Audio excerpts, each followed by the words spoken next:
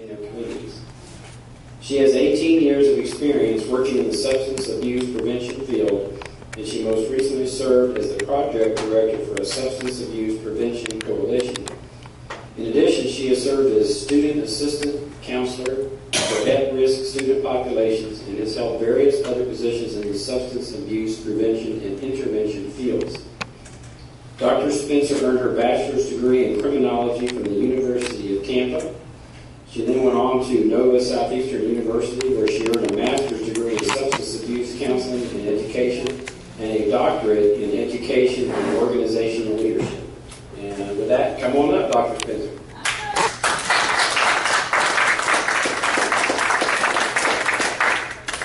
I'm so excited to be here again. Subject you're going to talk about, please. Okay. You did that. I'm just glad to be back. How is everybody? Wonderful. I've been tied in the car for the last 2 hours, so I'm a little antsy. Crazy. You're in the right place. I love it. Ooh, I actually have one of those. I was like, oh, that one. Yes, that one. Okay, good. So I'm so excited to be back. I was here 2 years ago, and so this is just exciting. And I'm so glad I had been here before, otherwise I probably would not have gotten here the way Surrey was trying to tell me how to get here. So I was excited I knew where I was going. So I am here to speak to you again about the legalization of marijuana in our state. How many were here with me 2 years ago? Okay. All right. So half, which is good. But I hope not to bore you guys that were here last time. As my intro said, I am a substance abuse prevention professional. I also work in addictions. I work at a local treatment center in my area, about 2 hours south of here. And I see clients every week that deal with substance abuse issues, problems, and I also deal with anger management. I've been in this field about 18, 19 years. It is my passion. 2 years ago, if you recall, I had taken a leave of absence from my job to work on the Vote No on 2 campaign. This time around, I actually left my job to work on the Vote No on 2 campaign because it's deja vu all over again, and I felt compelled yet again that we really need to make sure we defeat this here in the state of Florida because it is de facto legalization of marijuana. I've given you packets of information. You will have educational materials from the Don't Let Florida Go to Pot campaign. How many have read the amendment? Okay. Thank you very much for reading it, the one person in the room. I appreciate it. But guess what? You all have a copy of the amendment now. It's 2 pages, it's front and back, but I really want people to understand and be educated and see it for themselves what you're going to be voting on, I think it's the 8th this year, right? So, at the top of the amendment, you'll see what's called the ballot summary. And that is what we see when we look at our ballot and have all the constitutional amendments on there. That is the only language that you will read. And that's important because, yet again, it sounds really good. It sounds like something that none of us would really want to argue with because none of us want people to suffer if they are dealing with debilitating conditions or diseases and those sorts of things. This is why I give the amendment out, though, because you need to read the rest of the language. You need to understand where the loopholes are and exactly what this constitutional amendment means, not just simply by the ballot summary. So, this time around, we're basically saying that Amendment 2 is still a scam because it is. Not much has changed from 2014. There's only about 3 things that have changed, and I can give you guys that information. But we are looking at the same thing. Now, what's interesting is Mr. Morgan will say, in fact, I got an email a couple of weeks ago, oh, we've tightened up our loopholes. We've tightened it up. Don't worry, Florida, we're fine. No problem. They say they fixed the loopholes that we took issue with 2 years ago. They did not. Now, many of you saw this information last time, but here's what's really important when we think about marijuana. Many of us don't think much about it because you either got high yourself, you knew someone that did, or you were in that era that it was just, that's what you did is you tried pot, and it was no problem. You didn't go out and cause fights. There weren't issues or problems. It was very low potency. You just got a little stoned and you had too many Doritos, or like I said last time, you burned your bras at Woodstock, whoop-de-doo, right? That's generally the feeling that people have. But what we really need to understand is where were we in the 60s and 70s with marijuana, and where are we today, and where can we project that we're going? So, concerning for me, and I saw some at-risk youth actually across the street when I was pulling in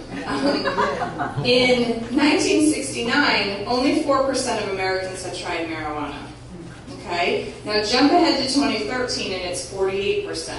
Who tries drugs and alcohol for the first time?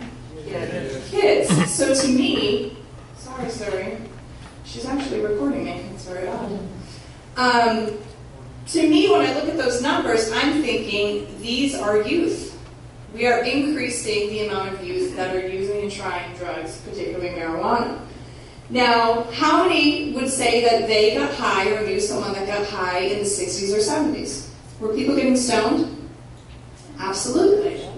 So, when we look at the average potency, and I'll show you some more potency slides coming up, but if the average potency in 1978 was 1.37%, but now what we're looking at in the average THC potency, in 2012, but I have other updated numbers for you, and then here in Colorado, look at these numbers. So think back to, yes, we got stoned in the 60s and 70s. Now look at the potency of this drug. So in 1975, the University of Mississippi started collecting the seized marijuana from law enforcement and started testing it to find out exactly how potent was it, and so they could track the data. So if we see again back in 1975, this is post-Woodstock, where we already know that we got stoned. We were only at 3/4 of a percentage point. Moving forward, we're all the way up over 10%. If you have internet access, please go on the internet and look up what the marijuana strains in California are and what their potency rates are and what they're called, what the names of them are. For instance, the High Times, and I think I showed you guys this time last time, the High Times Cannabis Cup in 2013, the winner of the event was at 24.79%. And then not one of them up there is under 21% THC. So remember, 1975, we were at 3/4 of a percent, and now look at how high we are, no pun intended, in 2013. And now watch it jump in 2014, 4 points. And then look at the names of these things. Who are they attracting? Kids. And is this medicine? No. Now what's interesting is in 2015 they have stopped posting their potency. So we can't track it anymore. But we can see that they still hold these Cannabis Cup events. In fact, Oregon actually had something at their state fair recently. This is where basically when you have like those local fairs and those local, once a year with county fairs where people can bring in their baked goods or whatever, you could essentially do the same thing with your marijuana products, either with your plants or with your materials or your baked goods or your edible, whatever, you can bring it and enter it into the Cannabis Cup. Okay, so last time we talked about the drug dealer loophole. And the issue here is what you'll see in the amendment is the caregiver. When I think of a caregiver, I think of someone in the medical profession that has gone to school. Maybe they're a nurse, maybe they're a doctor, maybe they're a nursing aide, someone that has some sort of medical background. Or I envision a family member that has an intimate knowledge of that person's condition, how they react to their medications, their general personality so that they can notice differences or what have you. Under the amendment, a caregiver isn't any of those things. They can be anybody for any particular reason. Now, here's where one of the changes are. In 2014, they said you can only have 5 patients. This time around, there is no amount. There's no cap. You can have as many patients as you want, and you can charge them for them. You can charge them for their products. Again, it goes back to it's easier than getting a driver's license. There is no background checks. These could be people that have prior drug charges, prior drug dealers, either felonious or misdemeanor. That is a major issue when we're looking at it and why we actually call it you're effectively legalizing the role of the drug dealer. There is no safeguards in place according to the language. Last time around, you heard me talk about how there was this pot for anyone who wants it. And so here's where the issue comes. When you hear the term medical marijuana, do you think that you go to a pharmacy for this? Yeah. Some say yes, some say no. Okay. Do you think you get a prescription? Yeah. Some say yes, some say no. Okay. I understand the confusion, because myself, even being in this field for as long as I had been, about 5 years ago, thought medical marijuana must be something different. It's not. It's marijuana. What's also interesting is when you hear the term medical, you think it must be medicine, you think you get a prescription, you think you go to your local pharmacy to get it, but you actually don't. You do not get this kind of information that you get from the pharmacy, and I know none of us read this. I kept it just to have, but it gives you a lot of really good information, and you have the opportunity to speak to the pharmacist who has an education in this. You know that they've gone to school for at least 5 years, they've had their internship for 2, they've sat for the board exams, etc. You don't go to a pharmacy, you don't get a prescription for this. You get a recommendation, and you go to see a bud tender at the pot shop. You will not be going to your local pharmacy. It's not how it works. So, when we also talked about how this opens the door for other conditions and for anything under the sun, which was very concerning for us, because remember, the ballot summary talks about debilitating conditions, and none of us would argue with that. But then when you get into the meat of the amendment, you can actually see where the loopholes are. Now, last time they said, or other conditions. We took issue with it. This time they came around and put this highlighted language in there. It's just more words that sound really, really fancy that say the same bloody thing. It's or other conditions. What's disturbing, too, is if you actually read the conditions that are in there, they've added 2. 1, epilepsy, which, by the way, THC is a proconvulsant. Why you would give anyone with an epileptic seizure disorder THC is absolutely beyond me. This is one of the reasons why the Charlotte's Web strain is not working out in Colorado for everybody, because of the THC content. The other issue here is PTSD. Now, first of all, I find this wildly offensive because I am the daughter of a Vietnam veteran, and for me to minimize the issue of PTSD and to put our veterans, I'm sorry, it's just really, to put our veterans in harm's way and to say that this drug would help them, one that the National Organization of Reform of Marijuana Laws has come out and said, we already know that marijuana causes psychotic symptoms, we already know that it leads to mental health disorders. Why are you going to put our veterans at risk, or anyone else that has truly experienced PTSD, and give them this drug? That's one piece. The other piece to that is when you read the language of the same kind or class as or comparable to those enumerated, that means, because that is not a disease, that is a mental health issue, it is a brain issue, that means that any of the symptoms under PTSD will then qualify. Trouble sleeping, anxiety, paranoia, all of those things that could fall under PTSD will now qualify you because of the way the language is written. So again, or other conditions, we're right back where we were in 2014.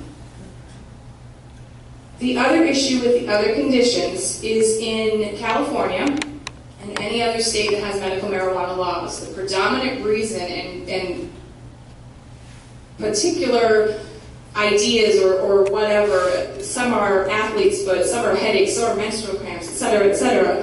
These reasons that the people have the medical marijuana cards, 95 to 97% of the time, is for those other conditions. It's not for HIV/AIDS, it's not for cancer, it's not for end of life. It is for those other conditions. And even more interesting, the average age is a 32-year-old white male with no history of a debilitating condition, but a history of substance abuse. Again, we're opening up, and it's de facto legalization of marijuana.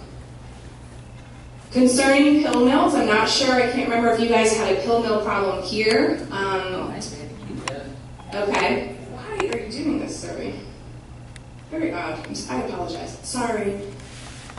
The pill mill issue for us is there is no zoning in the language. You will see that nothing is written anywhere in there about zoning or regulating. So we were able to kind of get rid of our pill docs, but what we're concerned with is those pill docs will find a new product and will come in and be pot docs. Because there is no zoning and restrictions, your local community could say, we do not want a dispensary or a pot shop within 1,000 yards of a school. I can come in and say, you are violating my constitutional right to own a business. Or I can come in and say, you are violating my constitutional right to not have to drive too far to get my medicine.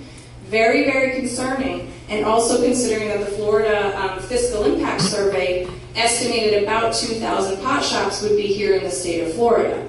Very, very concerning. And these are what the pot shops look like. Yeah. This is Venice Beach, California. Remember, California is a medical marijuana only state. This is not recreational. This is what your dispensary looks like.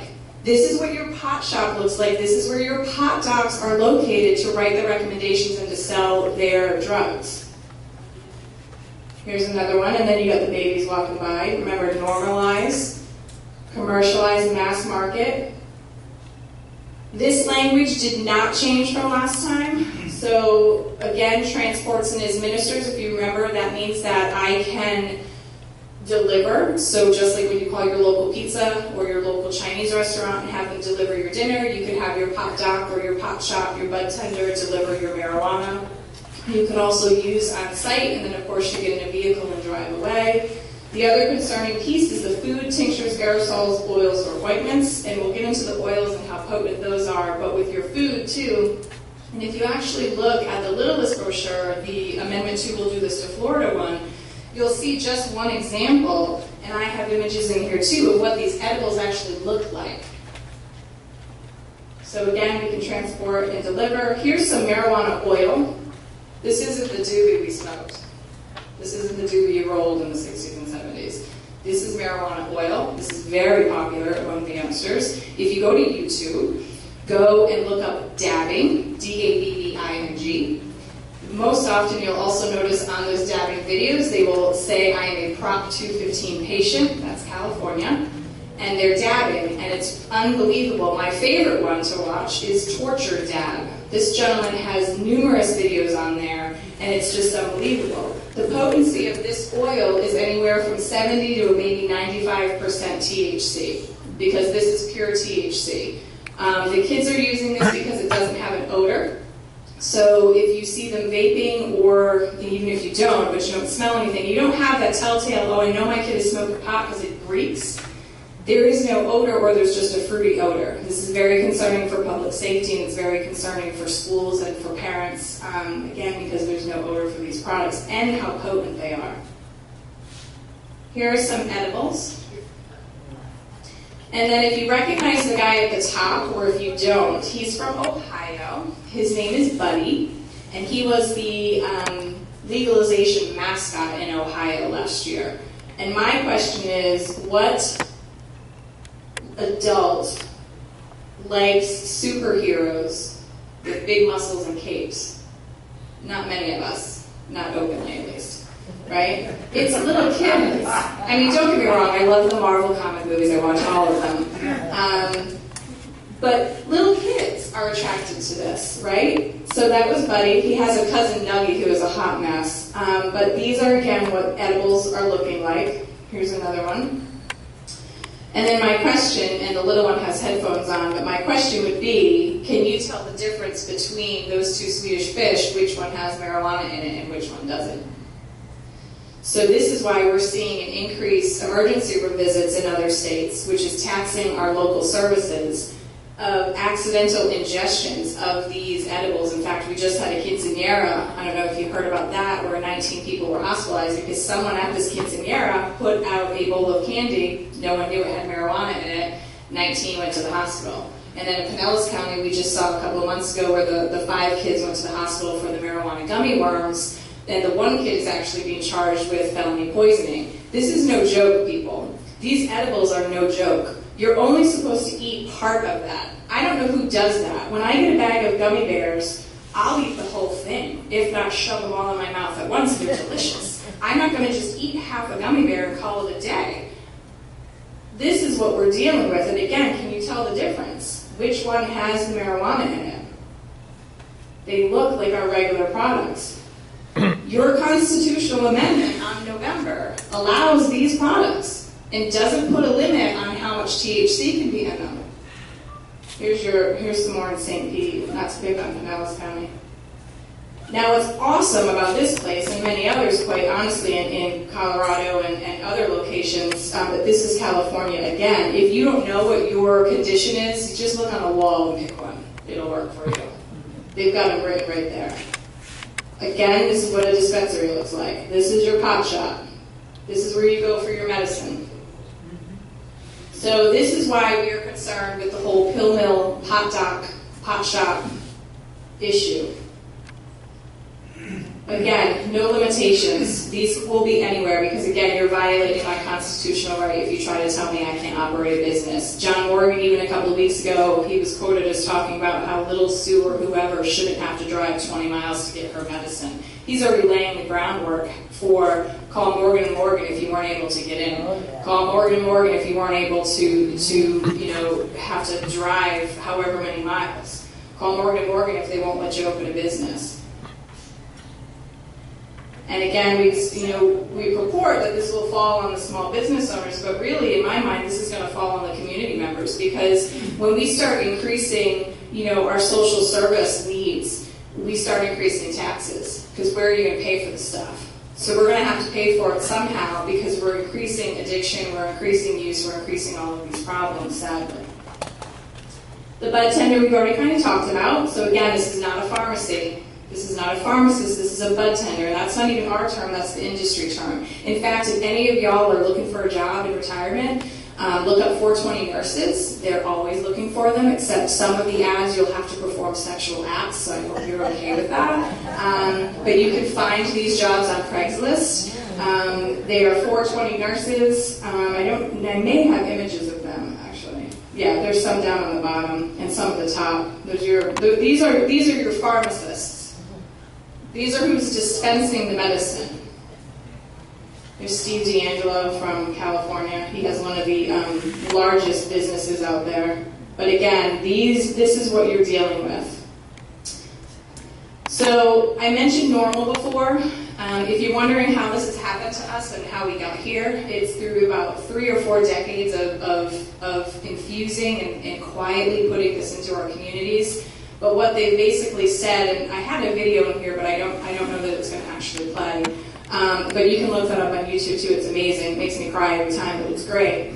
But the director of Normal in the late 70s said, we'll use medical marijuana as a red herring to give marijuana a good name. And remember, I even said that being in this field, I thought, it's got to be grown somewhere different. It's different. It's not the same thing that you buy on the street. Even I was misinformed and I misunderstood. So I totally get it that people in the public that don't do what I do on a daily basis would think, oh yeah, it's going to be different. I get it from a pharmacy. It's safe. Yeah, okay. It says medical. It must be. It's medical. Lately, they've been using the term medical grade. What does that mean? There's nothing medical grade if it hasn't gone through the FDA process. It's a made-up term. It makes us feel better about the issue. So we have process by which we make medicines.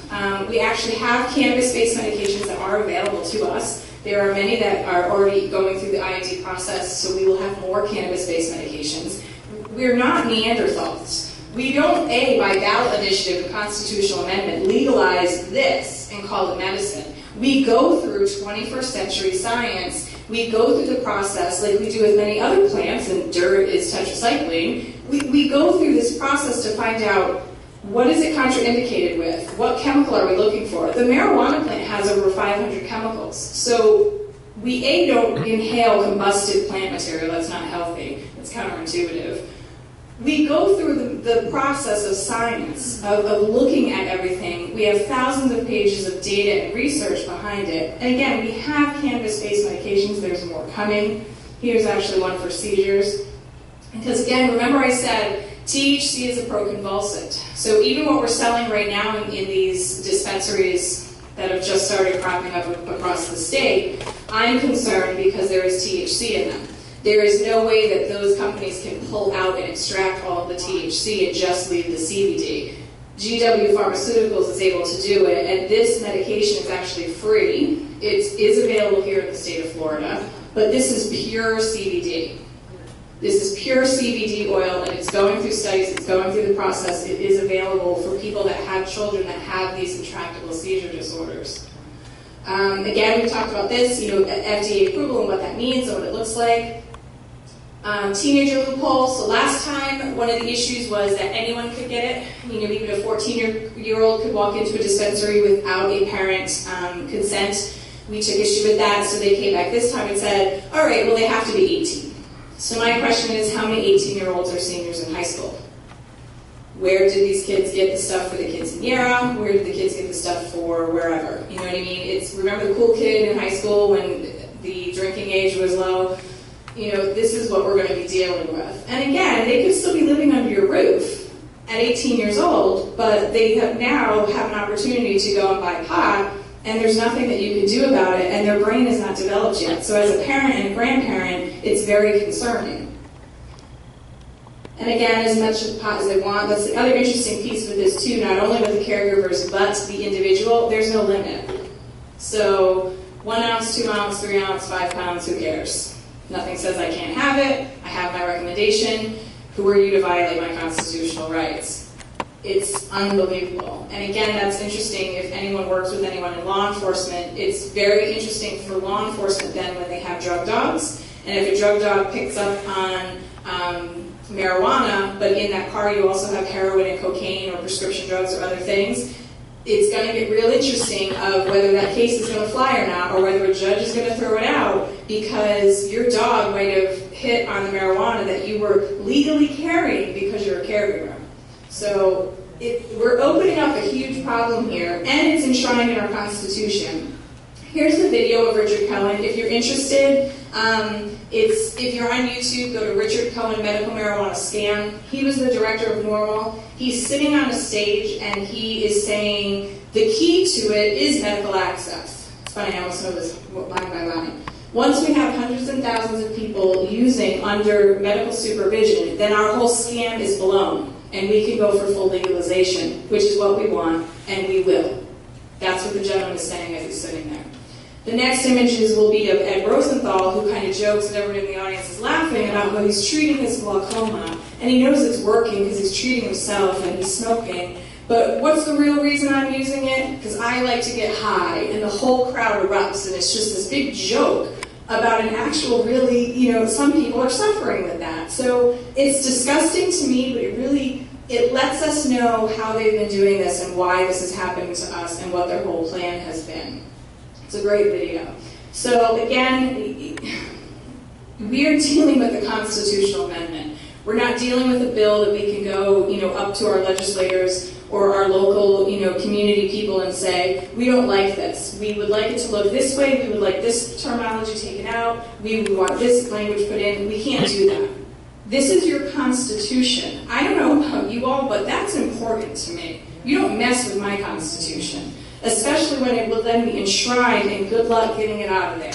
And so if we were going to do this, it better darn well be perfect. And unfortunately, Amendment 2, yet again, is not perfect, and it opens the door wide, wide, wide for major, major issues and concerns here, and it again is de facto legalization of marijuana.